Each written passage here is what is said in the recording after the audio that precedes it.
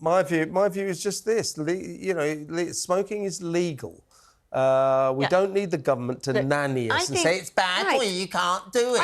I agree in retrospect of the banning of smoking in, public spaces indoors, because that impacts other people. What worries me about that, though, is pubs.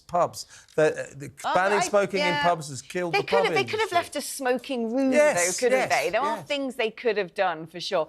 On that note, we can now actually go to Chris Snowdon and hear his thoughts on a lot of it. Chris, I'm glad that the internet is playing ball and we've got your presence down the line.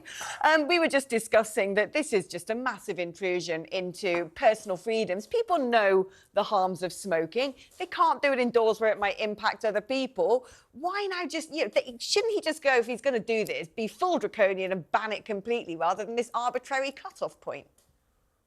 Well, that would be even worse. I mean, the effects on the black market and the criminality would be much worse than the system that's been proposed, which is going to be more of a sort of death by 1,000 cuts. People won't see much difference for the first few years. You just have 19-year-olds buying cigarettes for 18-year-olds and then 20-year-olds buying for 19-year-olds. It will be a long process.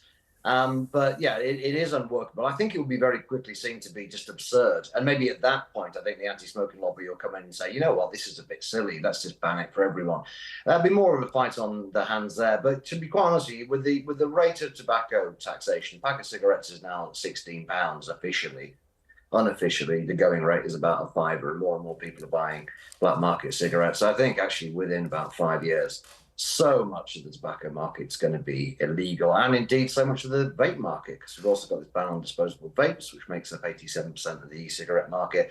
The government is just losing control of both these markets, and it'll take a while for people to wake up to that, I think. A quick last question, Chris. Sorry we can't stay with you for too long because of those technical problems we had. But as a rule of thumb, I would suggest that any policy pioneered by the tyrant of New Zealand, Jacinda Ardern, who promoted a similar policy down in Kiwiland, should not be followed.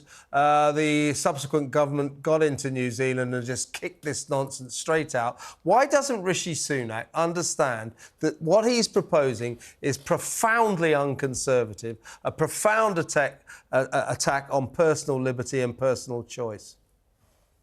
I really don't know. I think he's just got to be in his bonnet about this issue. I think he's trying to look for some sort of shabby legacy, because clearly the election's not going to go very well. It is a Labour policy. It's a UK Labour policy. I should say New Zealand Labour policy. When they got a Conservative government in New Zealand, they got rid of it. We're the only country now going down this road. The government just seems to me to be floundering around looking for anything that might get people to vote for them. It doesn't seem to have any principles, but also it doesn't seem to even know what principles to pretend it has. Good, well said, well said. Good to talk to you, Chris. Christopher, Thank you so much. You on.